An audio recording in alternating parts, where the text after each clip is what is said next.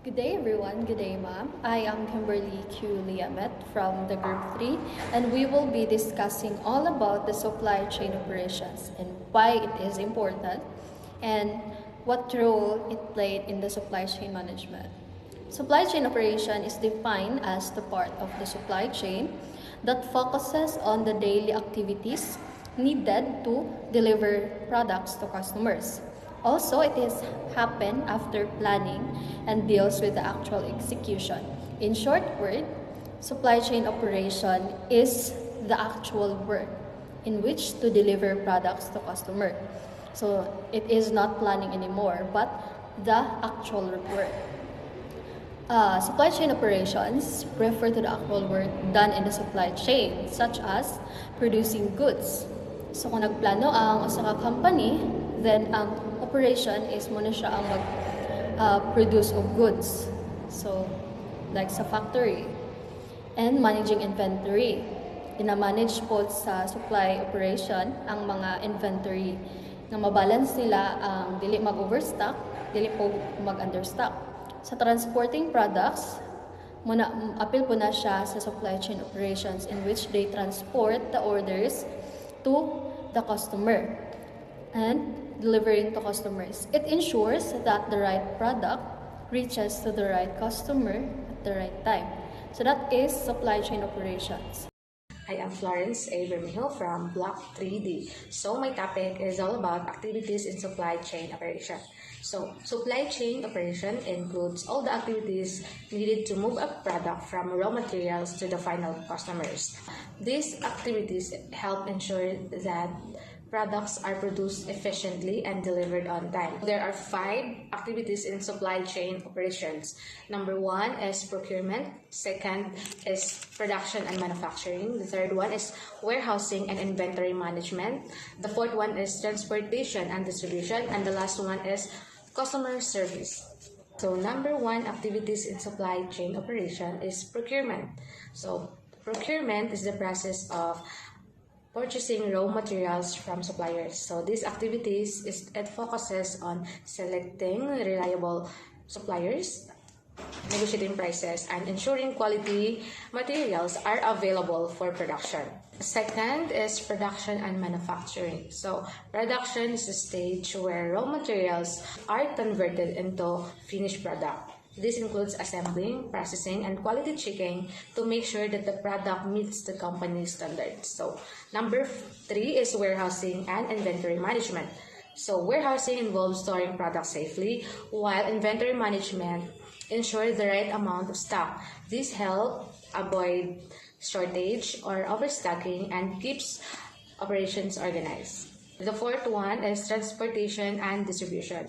So it involves moving products from warehouses to retailers or customers. This activity ensures timely delivery, reduce delays, and maintain product condition during shipping. The last but not the least is customer service. So customer service focuses on handling customer inquiries, complaints, and feedback. So good customer service improves customer satisfaction and build trust in the company. So good evening ma'am, good evening classmates. So this part of my report, process procurement buying raw materials. And procurement is the process of the buying materials from the suppliers. So for example is Jollibee. Ang Jollibee is dito sila magpalit sa ilang mga materials sa ilang suki gyud para makalis sila o good quality pa. And second example is Innovas Bakery in Ingog City. So dito sila magpalit sa ilang mga harina, oil, uban pa para makalis pud sila og good quality o suki na pud nila. And that's all my report. Thank you. Good day ma'am, good day classmate. Our topic for this report is key supplier categories and example. So example niya na kay mga poultry, potato fries, food ingredients, meat processing ug beverage. So are reliable suppliers be on time so that the production or sale are not delayed. they provide good quality product and which help maintain the business reputation, and they reduce the risk of shortage or disruption, especially during busy periods. So, in short, a reliable supplier kanang makatabang siya sa ensure that the business can operate efficiently and satisfy customer. So, kaning dili siya kanang malangay bitaw kay kanang dali ra pag delivery o kanang masatisfy ang customer. And that's all. Thank you. Good day, ma'am. Good day, everyone. I'm James Uller, and my topic is one of the activities in supply chain and operation. So it's number 2, the production and manufacturing. So, nako example na rin is ang San Miguel Corporation, and San Miguel kay produce food, beverages, and other products. So, gina-produce sila ang mga beer. Ang beer kay one of the beverage. Tas other products na gakuan sa San Miguel, lang brand San Miguel. So, production pa lang, sila ganang gabuhat through business. So, business to business na siya. So, uses factories process to raw materials efficiently. So, mas sila gina-control silang mga gasto kay sila managawid sa product, sa raw materials, sila nakabalo sa akong pag-manage sa cost efficiently sa mga gasto sa mga raw materials or delivery na. So ang production is, or in short, ang production is diragikan ang product sa business through business. So mara to. Good evening, ma'am. My topic is all about warehousing and inventory management. This activity focus on storing a product and managing stock level. Ang warehousing is pag-iimbak ng mga produkto ng ligtas o ay sa mga bodega. And then inventory management is pagbabantay ng mga stock para hindi masyadong kunti o masyadong marami. Bakit mahalaga ito? Dahil pinipigilan ang pagkaubos ng mga product. And then, hindi hinahayaan na hindi magkakaroon ng sobra ng dami ng items na maaring mapanis o masayang lang ang spasyo or kanang yahabitahang lugar sa bodega butanganan. For example, the SM supermarket to use or warehouses to store the goods and then monitor the inventory to avoid the storage or excess the stock. Gagamit ang SM ng malaking bodega para iimbak ang mga grocery at ibang mga produkto. And then, binabantayan nila ang inventory para siguradong laging puno ang mga estante. Dahil, nakakatulong ito para laging may makita ang mga customer na kailangan nila at mapanatiling stable ang kanilang presyo. That's all. Thank you. So, I'm Santea G. Reyes, and I'm going to report all about transportation and distribution. When you think about transportation, what comes into your mind? So, transportation is the movement of people, animals, goods from one place to other. And distribution is the process of spreading, arranging, or delivering things to different recipients or areas to ensure products are moved from warehouse to store or customers. That is called transportation and distribution. So, for example, The main example of transportation and distribution is deliveries, parcels, and products from nationwide using trucks, airplanes, and delivery hubs like GNT, Flash, and LBC Express.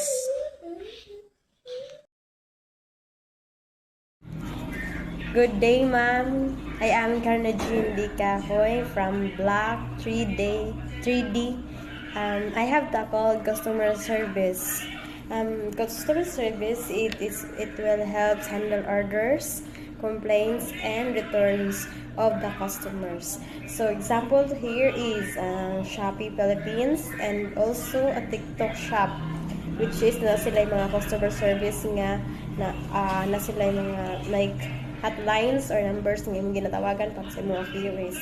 It will also help track deliveries, handle customer concerns and refunds, and it also ensures customer satisfaction. So, customer service is about to provide support and assistance sa customers before before they will able to purchase that product, or during that time kung pwede na sila, and then also after purchasing the product they will also magkuhan sila sa customer service kung for example sa satisfaction, kung okay ba sa ila, na satisfy pa sila sa ilahang product nga gikuha, pwede rin po sila mo refer sa customer service. And then also sa mga sa mga queries sa mga customer ni purchase, after purchase nila murag something like naay something sa ilahang murag dili nila ganahan kay, like for example dili mao ilang gi-order, so magtawag po sila naayap katong shop na to siya customer service, so automatic pwede na sila dito motawag about sa ilahang mga magpa-refund sila dito, or if ever mag-order na sila in the process na ilang order, so manawag sila dito kung okay ba ni siya, wala ba ni siya kanang mga daan na nga okay ba ang pag-handle sa product, o okay ba siya nga product, wala ba siya mga daot-daot, okay ba siya ang tanan. So customer service is dako kay siya og tabang para ma-purchase nimo sakto ang imuhang mga product, and then para pud nga kung okay kay ang product, so apil na diri ang satisfaction na ilahang satisfaction sa customer, ang mga kung na-deliver og tarong, tanan nga queries about sa customer na diri ra i-refer sa customer service. So muna siya ginatawag sa customer service. It would help customer to fulfill their satisfaction and answer their queries and problems. That's all, and thank you. Next is what we have, the pull system. It is defined, or it is the products are made based on customers' demand. So sa pull system is magbase ang production kung pila ang gi-order sa mga customer. For example is fast food, preparing meals after you order. For example is sa Jollibee. Ay hara sila mag-process or magluto sa imong order pag human nimo og order. For example, nag-order ko og kanang C1. Ayan na din na nila lutoon. So dili sila mag-advance og luto kay wala pa may nag-order ana. So that is pull system. Usually ang pull system is magamit siya sa kanang fast food chains, because if magluto sila advance tas dili nila matagnan ng panahon na dili dito siya mahalin tanan, and then it will cause waste gid sa ilaha, ma-waste ang ilahang mga giluto. Good day, ma'am. I'm Boy Hondanero, and my topic is importance of supply chain operation. So, importance of supply chain operation is there are 5 types. And my topic only is what ensure products are available on time and reduce delay and waste. So, supply chain operation are important because the ensure products are available on time. So, para available yung product on time is gonna stock sila sa bodega or sa ilang stockroom para pag in kaso mahurot lang sa display, naka-display nga product, dito na sila gakuha sa stockroom para dili sila masiruhan sa display. Second is reduce delays and waste. Para maka-reduce sa delay and waste, before nimo i-deliver ang product or ipalakaw ang mag-deliver, gina-double check dapat ang product or ang sakyanan na mag-deliver. Kung okay ba ang condition sa sakyanan o ang product, kung sakto ba sa ba, kung nabay kulang or good ba ang iyang quality. Good day everyone, I am Rachel Medispian and my topic is the continuation of the importance of supply chain operation. So, the next is the improved customer satisfaction. So, importante kibali ang supply chain operation kay tungod para ma-improve ang customer satisfaction siya isa ka mga customer kibali is mo na siyang way nga maka-build ang usa ka negosyo o loyalty sa usa ka customer. Example ani, kung ang isang customer nag-order siya through online niya, dali ra niya abot og nindot pud ang quality. So kibali na siya possibility nga ang customer is mag-order through itungod sa kanang nindot nga pag-deliver, dali nga pag-deliver og nindot yung quality pud kay pag-abot kibali wala siya damage. So kibali ang isa ka negosyo is nay loyalty ang customer ng negosyo. So muna siya ang customer is satisfied siya sa order nga inana ang ilahang sa page operation, hindi pangdagan silang sa page operation. So makabilag loyalty mo lang nga possibility nga mag-order kay bali utro ang sa customer sa ilahang order nga dana nga online dana nga ilang orderan. So mag-order sila utro kung hindi ang dagan sa supply chain sa isa ka negosyo. So the next is the help business save cost. So muna siya nga importante ang supply chain operation kay kung isa ka business is nindot ug hapsay ang dagan sa ilahang supply chain operation. So ang ilahang inventory po hapsay po na siya. Siyempre kung sa ilang kung nindot mo ng ilang inventory, so may bala na nila kibali kung unsa kung kana man unsa kadagan ng ilang order dana sa supply nila. So may bala na nila kung unsa kadagan ng ilang order ug unsa kadagan nilang ipa-deliver. So tungod na nga pamagi tibalis kung dagan mas makatipid sila kay kung siyempre kung may bala na nila ang ilang order dana nga man. So pag-deliver na, so siyempre daghan lang ilang deliver. So mas makatipid sila sa ilang mga transportation. Siyempre kay deliver na bayad. So mas makatipid sila. So muna siya nga nindot gid nga na supply chain operation para mas may bala nila kibali ang ilang orderon dira nga man. So makatabang siya kibali sa negosyo para mas makatipid siya sa mga palitonon. So next is the have competitive edge in the market. So kung isa ka negosyo kung hapsay ang ilang supply chain operation, so nindot po ang dagan silang negosyo na gikan sa supply chain katulong sa customer. So diba lang isa ka negosyo na is na sila hindi sila kibali mag-alok o mga kanang patas na price. Kung siyempre kung nindot ang quality tas ano nila lang price nila kung depende mo na siya pero patas ang ilang pag-pricing. So kung kita nila nga nindot ang gaspas ang demanda na siyempre taas po nilang price niya pwede po niya tungkol sa kanilang supply chain. Kung nais ang dagan silang supply nais ang pagkabuhat siyempre dagang customer kung niya kana ang paspas ang deliver niya nindot di ang quality paspas mo deliver niya nagdali ra pud maabot nga sa isa ka market kibali ang ilahang product is siyempre mas competitive siya kumpara sa ubang mga negosyo. So mas dagan magpalit sa ilahang baligya siyempre. So muna siyang importante gid na naay supply chain operation para may balan ibali ang dagan sa inyong negosyo para may balan og kung unsa ka hapsay og kanindot ang negosyo in the future. Siyempre may balan natin tani tungkol sa itong operation. Hindi natin may balan kung pila na unsa na kanindot ang ilang negosyo after pila ka years. So ito siya mga importante kayo ang supply chain operation. Thank you. Good day everyone, I am Judy N.G. Tiraliray and my topic is supply chain operation in the Philippines. So, supply chain operation in the Philippines, gina-help niya nga ma-support ang mga local farmers o suppliers. Second, ma-deliver ang goods to islands and provinces. Third is strengthen local and national businesses. So first, kaning support local farmers and suppliers. So kaning supply chain operation is gina-connect niya ang mga domestic producers to markets.